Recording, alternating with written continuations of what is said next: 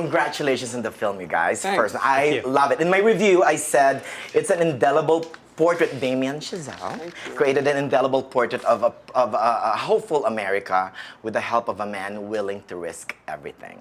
Am I correct about that? Well, I hope so. I love that description.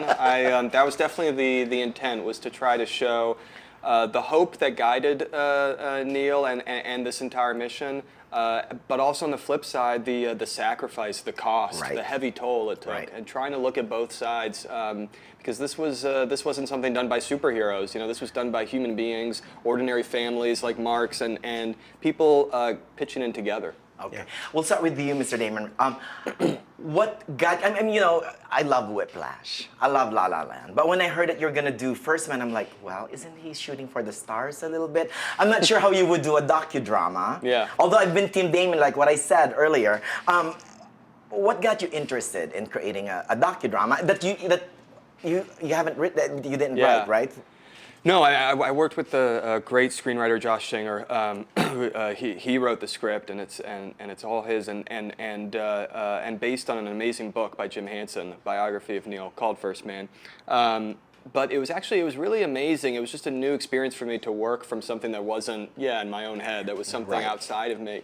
I actually felt even more inspired because I felt like there was such a rich bevy of material to draw from, and there were people like Mark who were willing to give me their time. There were people like other family members of Neil's, former astronauts, who were willing to just tell us stories, give us anecdotes, give us insights. There was so much to be inspired by that the more I learned, the more I wanted to learn, and the more I wanted to tell, and the more I wanted to put into the movie. What did you think of the final product? Be honest, Mr. Mark.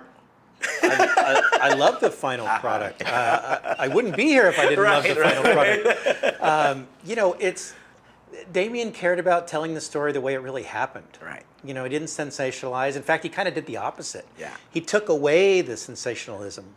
He took away the romanticism and the gloss and the sheen, and he really kind of wanted you to see the you know, just the real thing, the rough cut, if you will.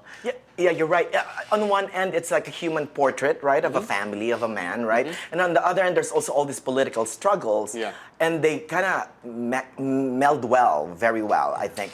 My one favorite scene of you as a kid in the film, that "Will You Come Back" scene. Yeah. That made me cry. Yeah. How accurate was it? Well, yeah, we told them about that scene. Right? We're the source of that material. And the things that Ryan says in that meeting, which did take place in the dining room. Oh wow! You know, that's what Dad said, and we asked a few questions. I don't exactly remember what questions we asked, but the really amazing thing is that we left that meeting not being worried. As a kid, were there anything in the back of your mind that your dad may not come back?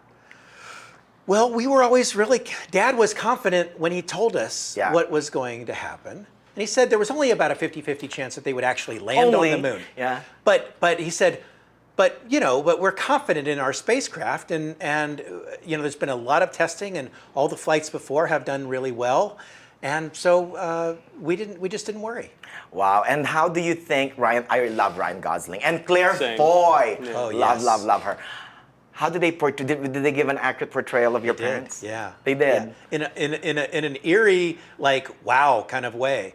You know, that in that scene you were just talking about, where Ryan's telling us and we're asking questions, and you see his internal struggle of, you know, this is really important, and you know, even though I didn't really want to sit down and have this meeting, you feel the weight of it, and the way Ryan portrays that is wonderful. And then, of course, Claire, you know, just absolutely is an amazing, you know, actress, and portrays my mother in a way that's endearing to me. Aww, that's what I said in my review to Mr. Damon. I said that Ryan Gosling gave an understated conviction, while Claire Foy has this steely determination. That one scene with Kyle Chandler. Yeah. Like, she tells you better him tell me now. Yeah. Yep. Or there's all those people on the lawn and la. I love. No, you don't mess with Janet. I think that's the scene that they're gonna show at the Oscars.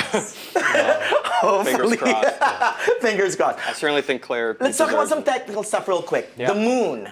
It's ominous everywhere in the film. There's even that one shot where it's almost like mocking them. Yeah. Yeah. Is it intentional or was it just out of my mind? I think, well, no, it was. I mean, I wanted the moon to be kind of a character in its own right, you know. So sometimes you look at it, you're filled with hope. Sometimes you look at it, you're filled with dread. Right. Sometimes there's sadness there. Sometimes there's almost irony or mockery there.